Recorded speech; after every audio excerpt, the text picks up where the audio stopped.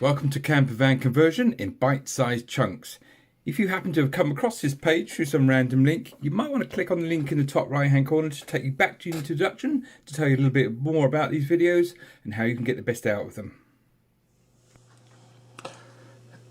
Kitchens, essential part of the van, goes without saying, and I would say the trickiest part of the whole design for me. Spent a lot of time looking at the layout and then getting into the build, a lot of time planning out the build. Key thing about the kitchen, I guess, is you got to work out a decent layout, and you're obviously trying to create as much space as you can in a small amount of space for the cooking and the preparation, that sort of stuff, and washing up and all that sort of thing. But beyond that, you've got a lot of asset to squeeze into a small space. You've got all your white goods, your fridge, the cooker, the hob, the sink, and you've got the hidden stuff as well, such as the water heater, the water pump, possibly the water tank if it's in that area. It was quite a workup for me. I spent a lot of time on design. One of the tricks that I used was to on the side of the van I had some ply, some lining ply, and I spent a lot of time drawing stuff out and that, and measurements and marking up and getting things in position. I spent a lot of time just getting these bits of kit and sort of chocking them in where I think they ought to go, and standing back and looking and thinking, can't go there, I need to go there. You need to have consideration that apart from the kit, you've got vents, so you need to get your gas vented on your gas heater, the water heater. Your fridge will need a vent. The water heater, depending on the model, but almost certainly will need what they call blowouts. So there's a sort of safety thing; it blows out and vents the water to the outside world if something goes wrong. You'll need dropouts. I don't know if you've seen the gas part section of this resource yet, but LPG is heavier than air essentially, and they suggest that you should underneath the fridge and underneath the cooker have a method that any leaks they have that might occur there, the gas comes to a hole somewhere, a vent that drops out to the outside world. And so there's all that to consider. And then you've got the difficulty of, particularly with the water heater, I found, you can't cut the hole for it on the inside because you can't get to it with the jigsaw because you've got other stuff in the way. You've got to cut it from the outside, so how do you know where to cut? There's that sort of aspect.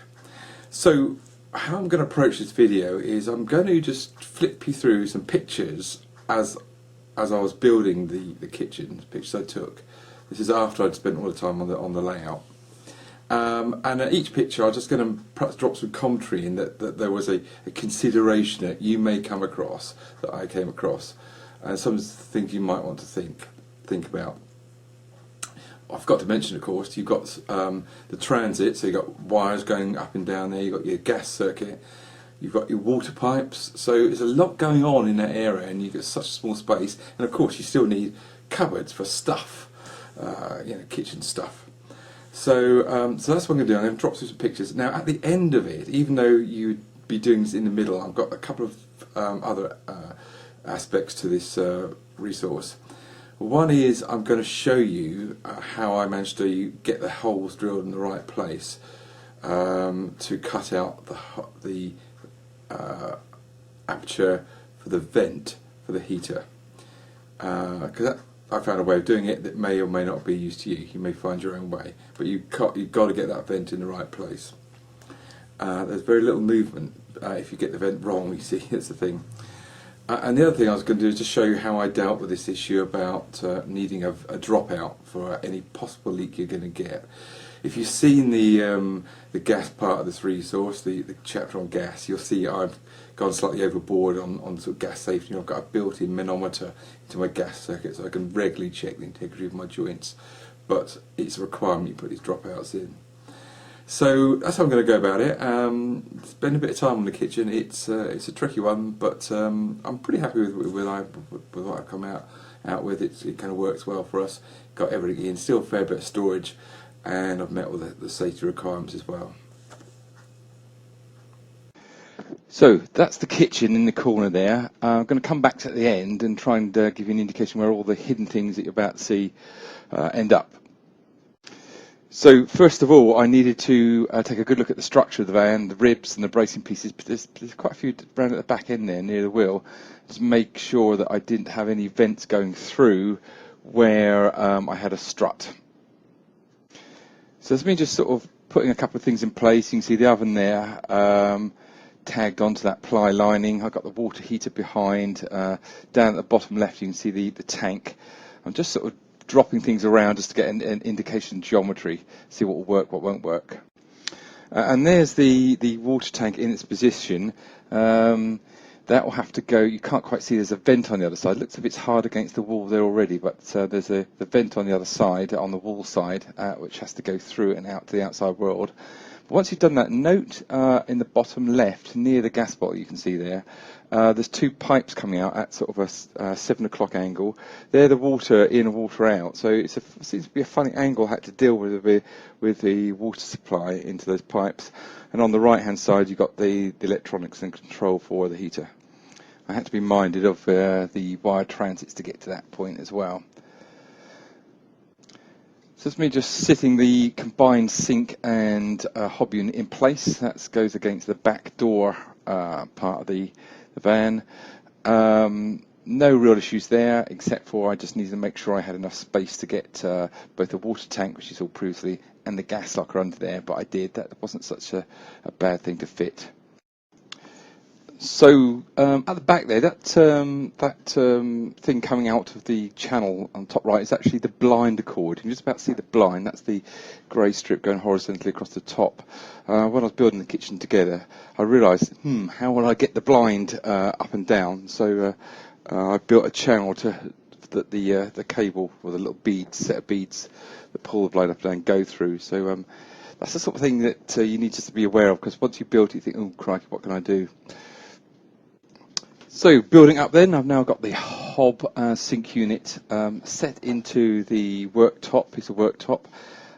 Just have a look at that if you can, the way I've got that cut, because of course another piece of worktop come off at 90 degrees, and by doing that sort of cut configuration for the joint, it meant that most of the joint is actually hidden under the lip of the hob sink unit. I just got a little bit coming out, it's about 30mm that you can see at an angle there. So the controller for the heater I've just got clamped on just to sort of mock out the position, the wire transit coming in. You can see that bulkhead that's going back is cut away, and that does two things. First of all, it allows the gas pipes to go up and down, but also it provides a channel to the dropout, which you'll see in a minute. So if there is any leaks in there, it can find its way to the dropout. But there's not going to be leaks because I've got a manometer that I can test regularly. Okay, so building a bit more, I've now got the other piece of work surface in position. You can start to see some shelves being built down there. Now, this may be of use to you. The shape of my van, it's rounded a bit, so I'm losing width as I go up. And on the right there, you can see I've cut into the ply lining and the insulation on the side of the van there.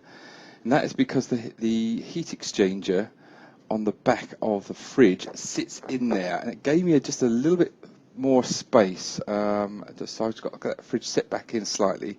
Bear in mind there's also a vent that's going to puncture through the surface there into the outside world.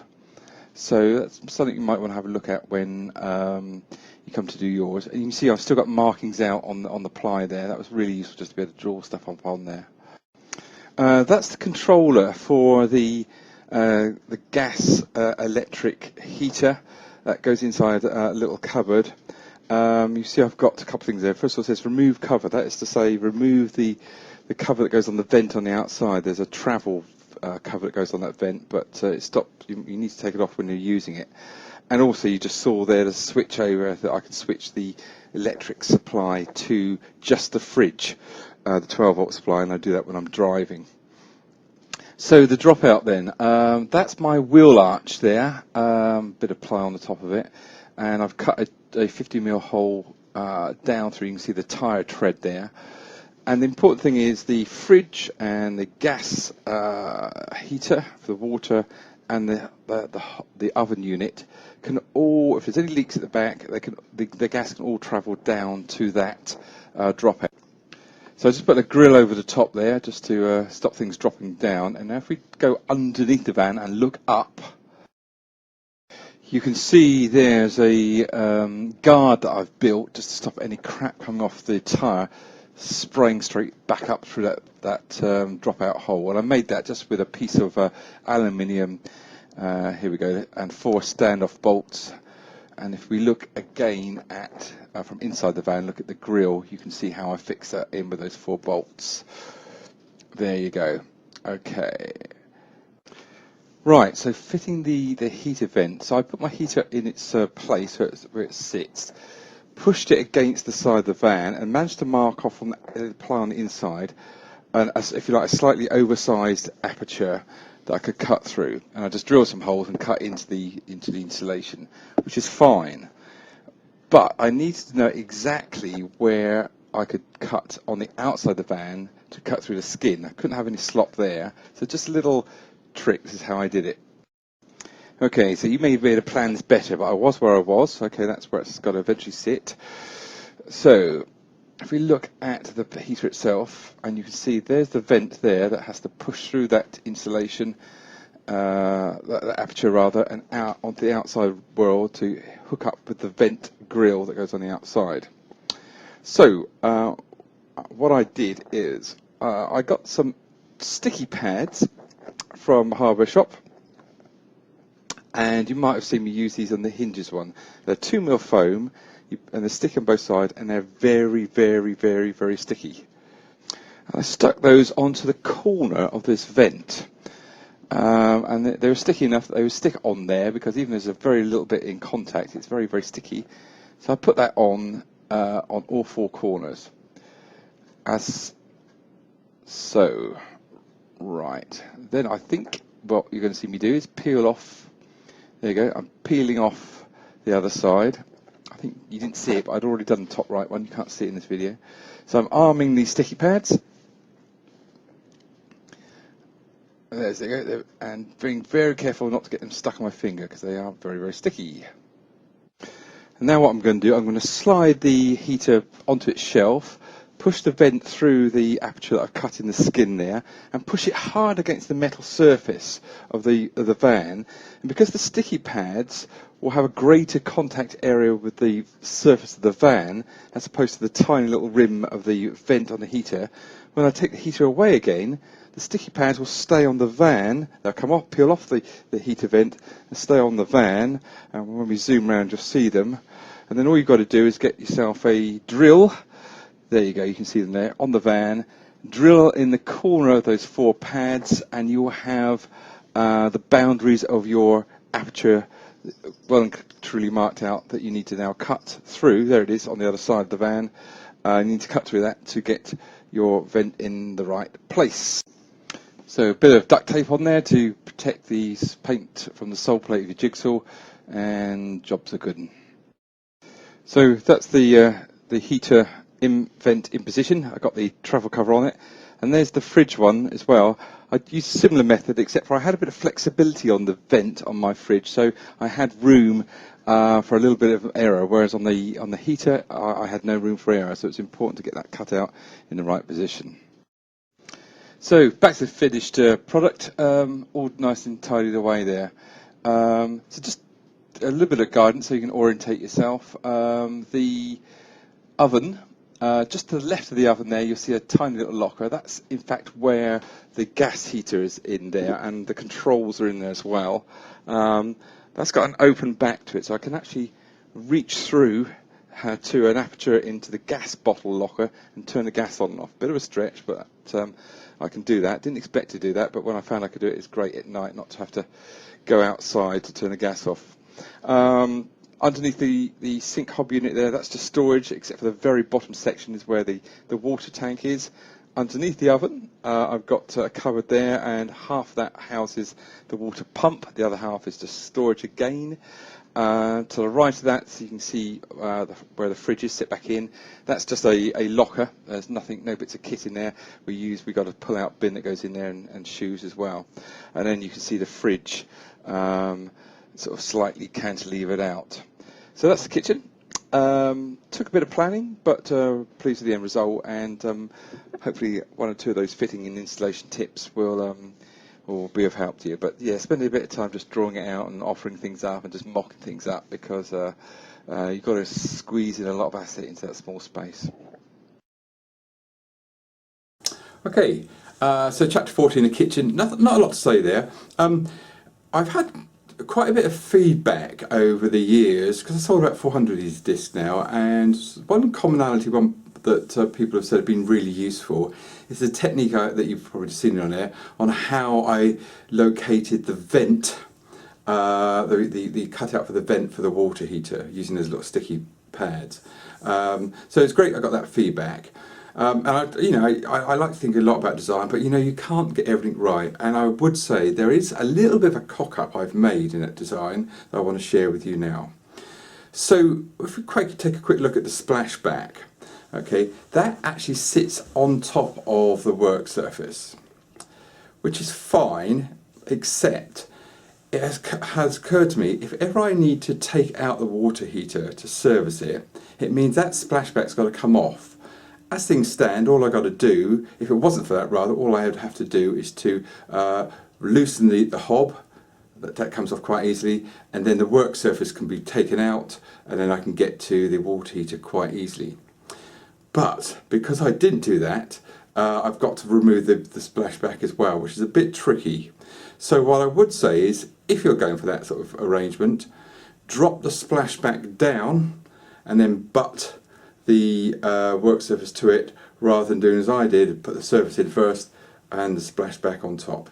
That's the only thing I think that's come up, and I would say that I've not had to service that heater. It's been good as gold, lovely little heater, but if I did, at some point I'm going to have to, aren't I? Because you have to do everything at some point. It would have been easier if I'd have done that kitchen design a little bit different. Apart from that, no changes.